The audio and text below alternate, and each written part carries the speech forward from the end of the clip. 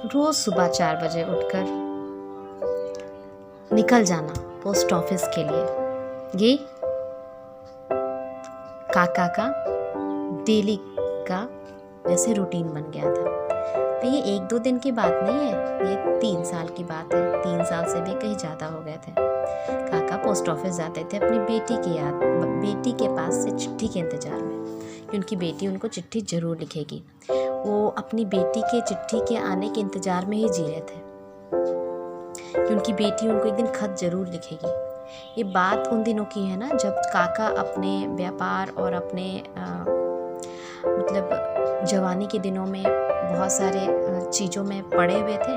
अपनी बेटी का उन्हें उतना ध्यान नहीं था।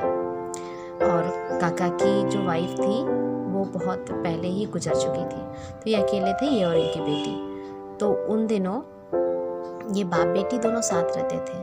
काका को पता भी नहीं चला कब इनकी बेटी बड़ी हो गई और उसने एक आर्मी के ऑफिसर से भागकर शादी कर ली और वो चली गई। उसके बाद ना उसका कोई पता ना खबर, कुछ नहीं। लेकिन जाने के बाद काका को एहसास हुआ कि उनका एक ही अपना था कोई, जो उनसे दूर हो गया, उनसे जुदा हो गया। पहले उनको उतनी समझ नहीं थी कि अपने की कद्र की जाती है। तो अब जब ये बूढ़े हो गए तो हर दिन सुबह उठकर जाते 4 बजे, वहाँ पोस्ट ऑफिस में बैठते 2-3-4 घंटे कि मेरी बेटी की चिट्ठी आएगी। सब पोस्ट ऑफिस खुलता भी नहीं, उसके पहले से वहाँ बैठे रहते। लोग आते तो उनसे पूछते, देखो मेरी बेटी का चिट्ठी आया होगा। लेकिन सब उन्हें पागल समझकर डांट देता था कि तुम जाओ, तुम डेली आ जाते हो। लेकिन ये डेली एक ही बात कहते थे कि नहीं, मुझे विश्वास है मेरी बेटी मुझे चिट्ठी ज़रूर भेजेगी, वो मुझसे दूर नहीं हुई है, वो मुझे याद करती है, वो मुझे चिट्ठी ज़रूर भेजेगी। रोज़ ऐसा कहते थे और रोज़ उनके साथ वही बर्ताव होता था। उन्हें पागल लोग समझते थे। उन दिनों ना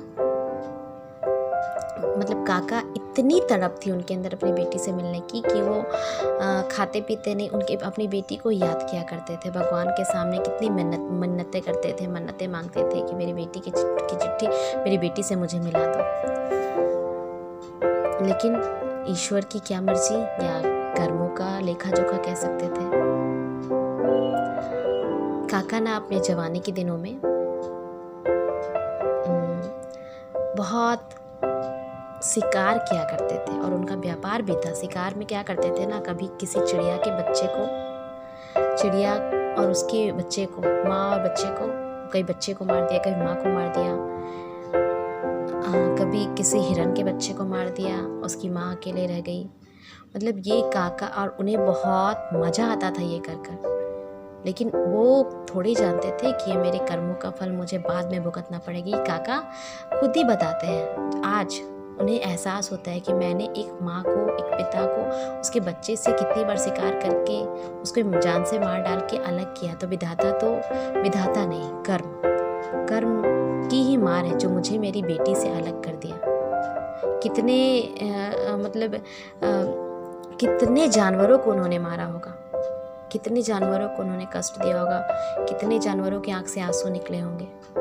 वो अब याद करते हैं इस चीज़ को, जब उन्हें अपनी बेटी की याद आती है कि मैंने भी कभी एक माँ को उसके बच्चे से अलग किया था, तभी तो मेरे कर्मों ने मुझे मेरी बेटी से अलग कर दिया।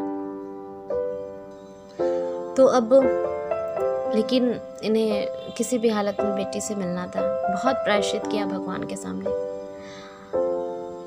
लेकिन पोस्ट मास्टर और पोस्ट ऑफिस वाले इन्हें पागल समझते थे। अब ऐसे दिन बीतते गए, काका इतने बीमार हो गए थे, मतलब अब उनके शरीर में जान भी नहीं बची थी, क्योंकि वो लगातार गर्मी हो, ठंड हो या बरसात हो, तीनों मौसम में वो पैदल चल जाया करते थे, पैदल बड़ी दूर जाते थे।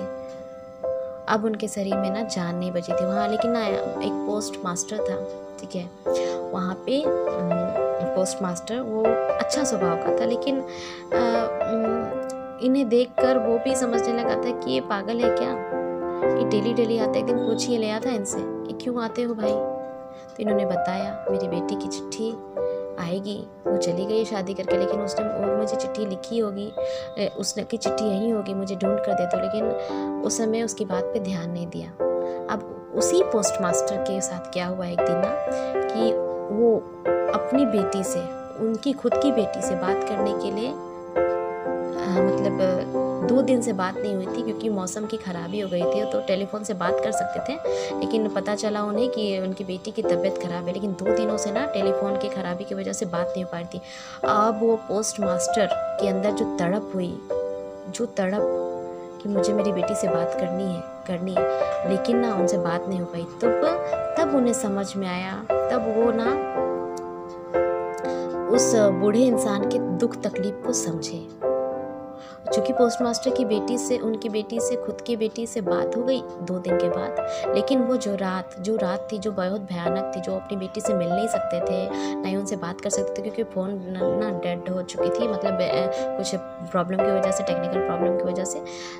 तो लेकिन उस रात को उन्हें समझ में आया कि कैसे एक पिता को अपनी बेटी की चिंता होती है, परवाह होती है, कैसी तड़प होती है। तब अगले दिन ना वो पोस्ट ऑफिस गए और उनका इंतज़ार कर रहे थे काका का, लेकिन ना काका उस दिन नहीं आए। काका बीमार चल रहे थे, तो काका नहीं आए। उसका इंतज़ार कर रहे थे, लेकिन काका नहीं आए। तो फिर ना उन्होंने कहा ना अपने जो भी वहाँ एम्प्लॉयज़ थे कि वो इतने दिनों से आ रहा है, उसका विश्वास है, भगवान उसके साथ धोखा नहीं कर सकते हैं। और ना पुरानी चिट्ठियों को उन्होंने निकाल कर ढूंढना शुरू किया, पुरानी चिट्ठियों को निकाल कर ढूंढना शुरू किया। तो ना उसमें ना मैं बताना भूल गई थी कि उनकी बेटी का नाम ना एक बार जो पोस्ट मास्टर उनसे बात कर रहे थे, उस टाइम उनकी बेटी का नाम उन्होंने उनसे पूछा था कि उस नाम क्या है, तो उनकी बेटी का नाम था मेघना। तो काका ने बताया था कि मेघना मेरी बेटी वो चिट्ठी लिखेगी। तो ना पोस्ट मास्टर ने अपनी पुरानी चिट्ठियों को निकाल के पूरा ढूंढा और वो सबको ढूंढने के लिए अच्छे से बोला। तो क्या हुआ ना, ये लोग बहुत ढूंढे, 1 दिन ढूंढे, 2 दिन ढूंढे, नहीं मिला। लेकिन ना एक दिन क्या होता है ना कि वो चिट्ठी उनको मिलती है और वो ना सबसे नीचे में, फाइल के नीचे में दबी हुई थी।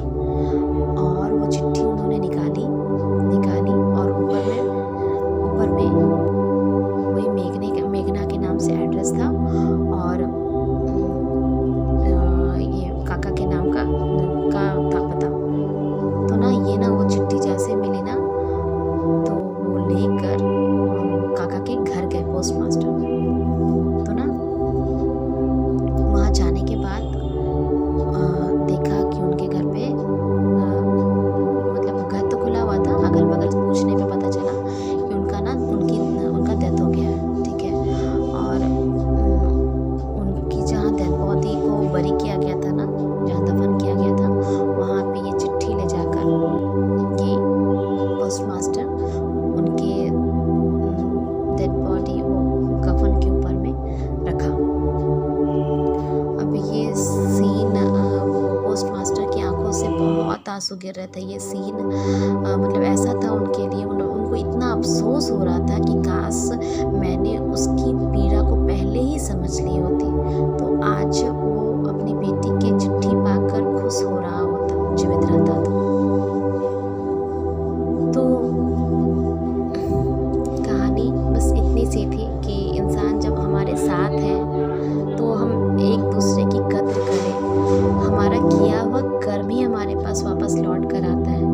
किसी को भी, जीव जंतु या मनुष्य को, किसी को भी कष्ट नहीं देने की कोशिश करनी चाहिए, तभी जीवन अच्छा है। नहीं तो फिर उसका भुगतान तो सभी